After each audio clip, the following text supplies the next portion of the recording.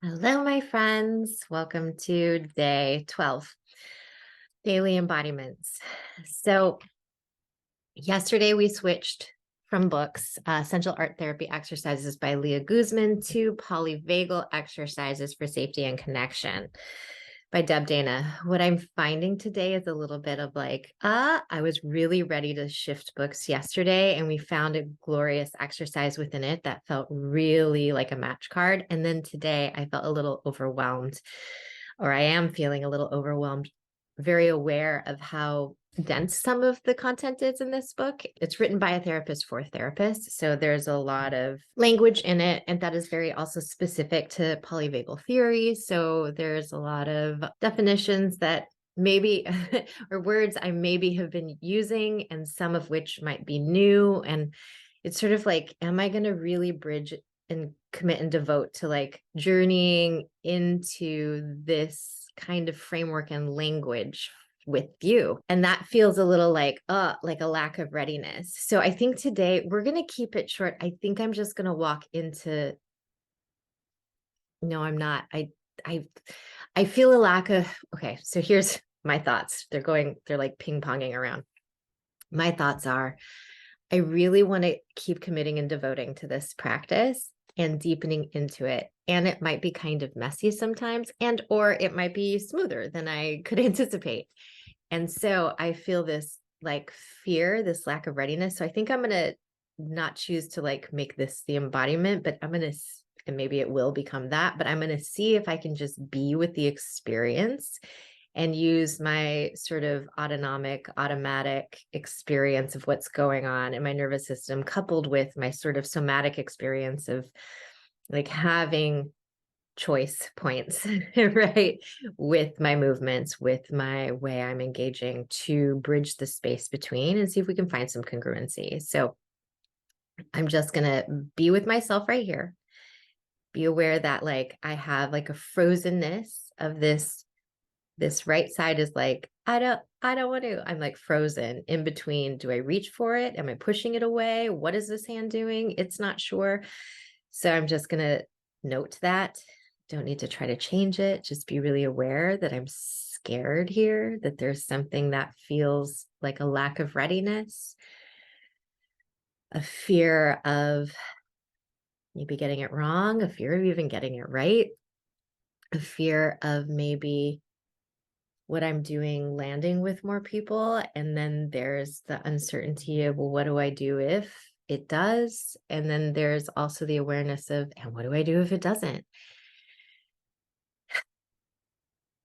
Sort of that damned if you do, damned if you don't kind of experience. And this feels like a very, and it is on my right side, but it feels like a very masculine wound, from the masculine lineage of my family, and the wounds, the societal wounds of the masculine. It feels very related to that I've experienced in my own life, in my body, but also that I've seen in my life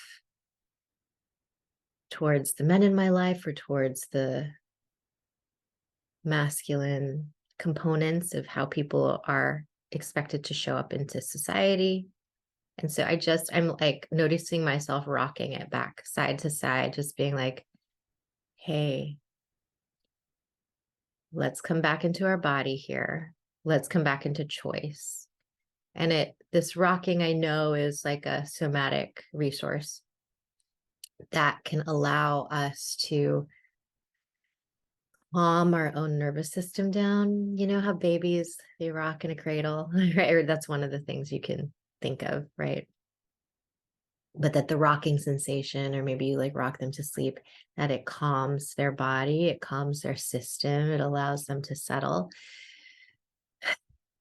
Our bodies are still receptive to that kind of treatment.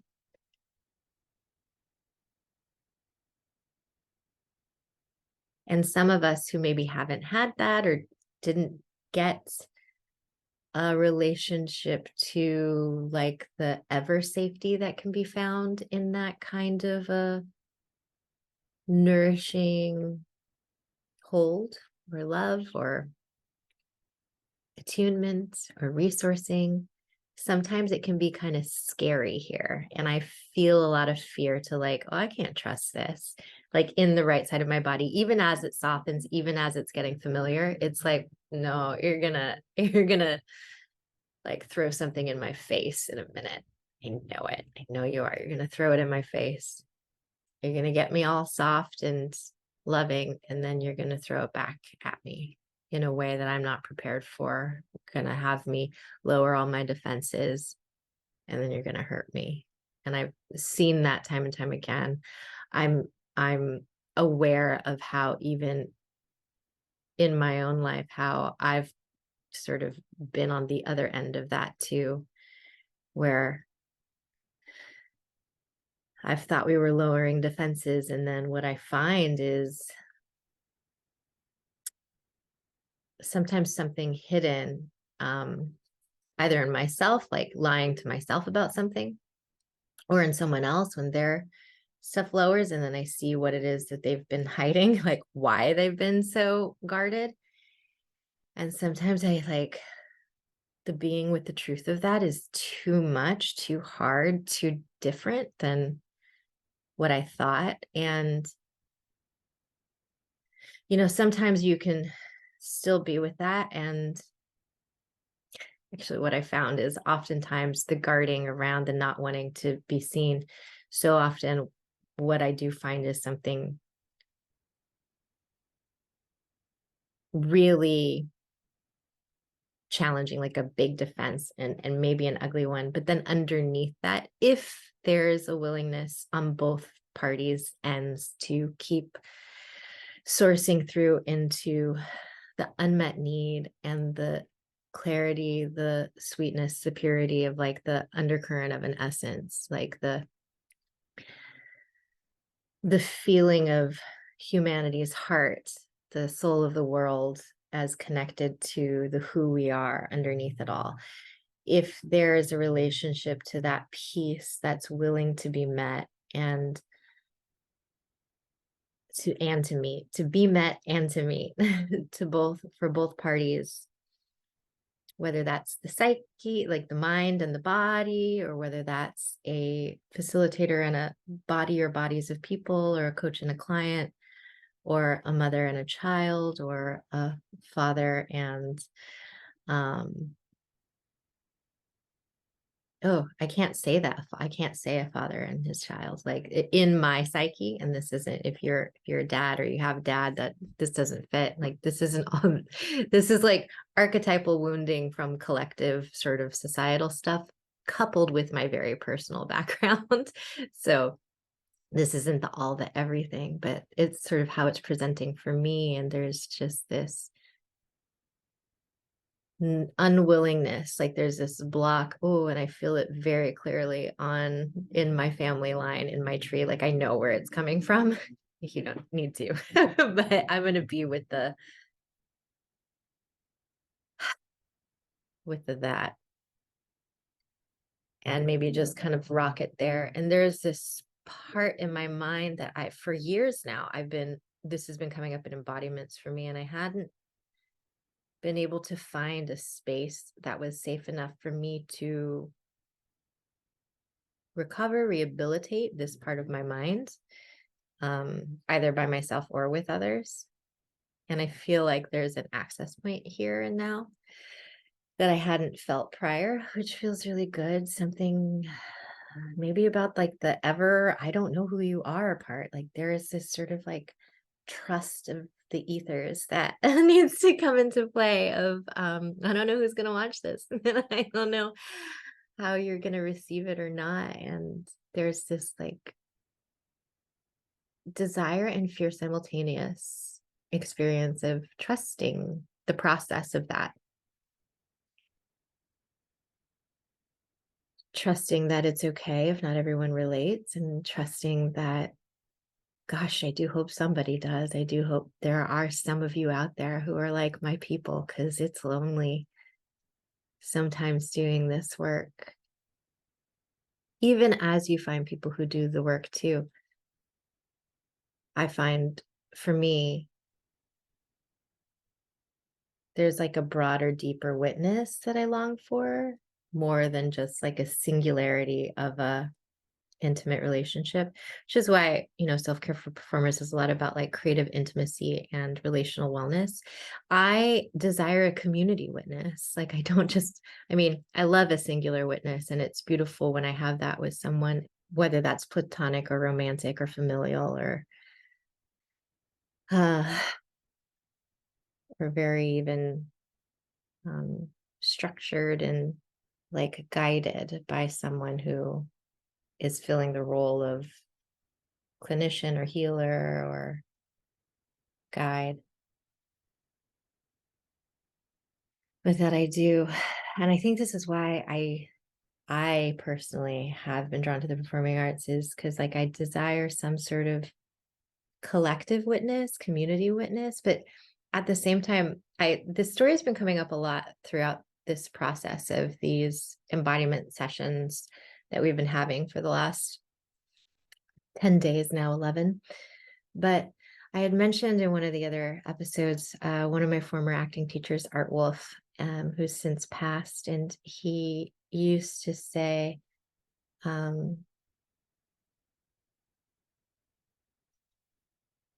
would you act if there was no audience? And he had the answer, like he knew the answer, right? But like in my head, I was like, well, absolutely, yes. And I was like, I'd go to the beach and I do it at the beach. I do it for the trees. I do it for the, like, I was just like, yeah, the reason I perform is yes, I will do it without an audience. And in fact, how can I figure out how to do it without an audience? Because that would be so satisfying and satiating. But his answer that he knew was, no, you wouldn't do it without an audience. The whole point of performance is for the audience. And you hear that over and over again, like you do for the audience, you do it. And it's not why I do it. And I think I'm here to learn how and why people do it for the audience. Because I'm like, I'm real happy out with the trees. I'm really happy out in the ocean. And there is a degree of like, can I bring some of that medicine into my relationship with the performing arts in a human to human relationship way? There's a lot of human to human relationship components that have worked for me, but a lot also that I need to be done with. And I'm aware here that now I feel like I'm like pushing away something on this left side, something on this feminine side. It's like I want to be past it, or I want to distance myself from the experience, and I want to just like let it go.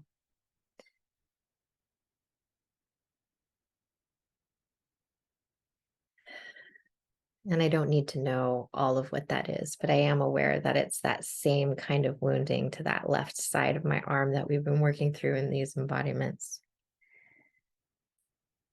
Well, that was 15 minutes of something.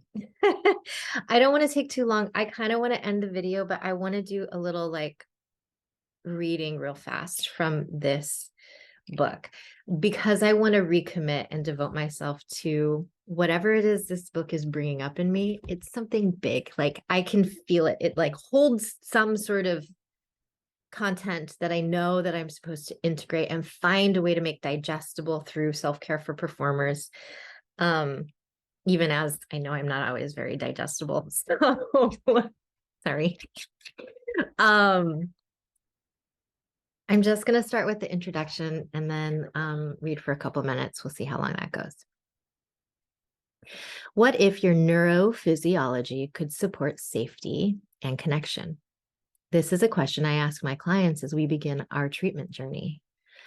Although there are many diagnostic possibilities in the Diagnostic and Statistical Manual, also known as the DSM-5, which is sort of the manual that therapists use to qualify and quantify like constellations of symptoms and personality traits that collect you into sort of a framework for treatment or diagnosis. And then from there, you explore treatment. So fundamentally, clients come to treatment suffering from a compromised ability to regulate their autonomic responses. And Autonomic, I like to think of as automatic. So it's the autonomic nervous system, I think, is connected to the central nervous system, which is like all down the core and related to the polyvagal theory. So the vagus nerve being the nerve that connects the mind to the heart to the gut. Yeah, we work a lot of that in self-care for performers. Also, a lot of magical practice and ritual experiences that like Western narratives of society often cut us off from in fear of what happens in the body as what I'm trying to say is there are a lot of wisdom traditions that do exist that have been working from this sort of space and plane. And also there's been a lot of fear or judgment or otherizing of a lot of those traditions in certain kinds of Western societal narratives. So I really devoted to seeing how I can not erase that truth while also holding space for potential like integration process, blending of resourcing from ancient wisdom traditions and newer sort of like psychobiological, neurophysiology and psychobiological kind of like understandings of like how we understand things to be working now, coupled with even some of the spiritual practices that maybe like I can't stand and and I'm very resentful of and very frustrated with, because there's a large like brainwashing component and narcissistic structural like psychological modeling that often is accompanied in a lot of those religious forms. But I'm wondering if we can take off the abuse and blow that away and still have a conversation with parts of certain experiences that clearly are helpful in certain ways, even as I am struggling to digest that statement. Okay. A polyvagal approach to therapy is based on the knowledge that the autonomic nervous system, so the automatic nervous system, which also controls all of our organs and whatnot. And then the breath is the only thing I believe in the autonomic nervous system that we can both consciously control, but is also automatically controlled. So we don't have to try to breathe. Most of us, right? I know that there are nuances, of course, for everything. And we can also choose to regulate or shift or change our breath, which breath work is a beautiful way that we can communicate with our autonomic nervous system and find regulating resources. And breath work, there's been breath work across the globe from a lot of different cultures throughout time. And there's also a lot of new science on breath work and how that works too. So it's beautiful to engage with the blending there. It can be. Okay. A polyvagal approach to therapy is based on the knowledge that the autonomic nervous system is shaped by early experience and reshaped with ongoing experience. So it keeps reshaping. That habitual response patterns can be interrupted. So when we've been doing something for a long time, we can interrupt it, even if we feel like we can't control it, even if it feels like, I don't know, I just have that reaction. We can still find the tools to interrupt those patterns and choose something new, and that new patterns can be created.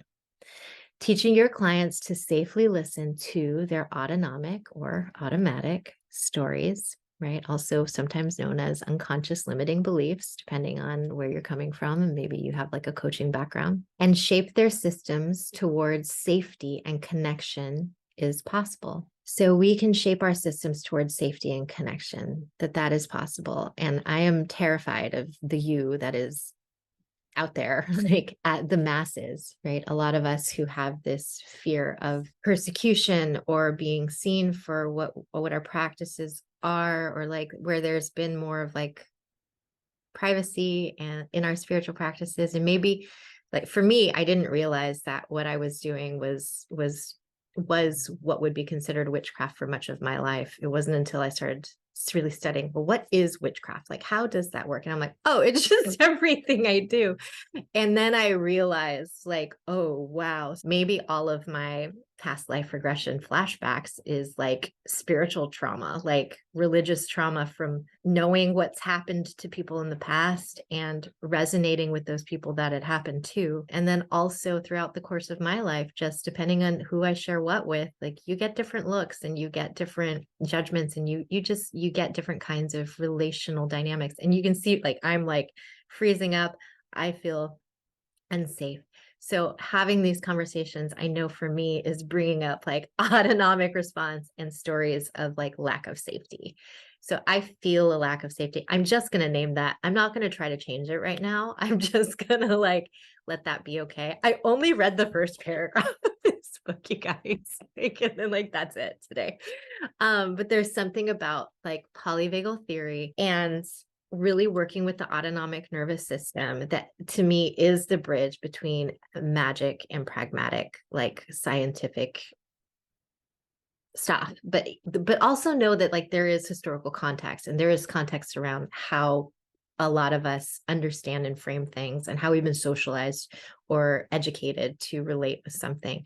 And then there's like magic and folk medicine. And a lot of that is like, well, let's listen to what's present. Let's see what's working. What did my ancestors or the person that I studied with that has the learned training there, how are they passing things on? Which is also very familial and community based. And I think so many of us have a lot of stuff like that, even if it's not necessarily like brewing herbs and having tonics. And sometimes it is, but sometimes it's also like, well, this is how you bake, or this is how you have like a little bit of time for yourself in the morning, or how you get ready in the evening. Like, what are the little ritual practices or the ways in which you can connect to something that had heart, meaning, and there was some sort of like intentional engagement and relationality with what you were doing and how you were working.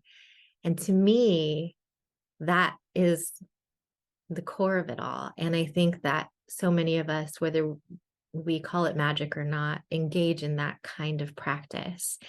And self-care for performers is also about me wanting to really invite an intentional inclusion of that kind of practice into how we show up into our identity as a performing artist. So I think that's all today. I hug myself because this makes me nervous. Thank you for joining me for all of this. I'll see you tomorrow. Bye.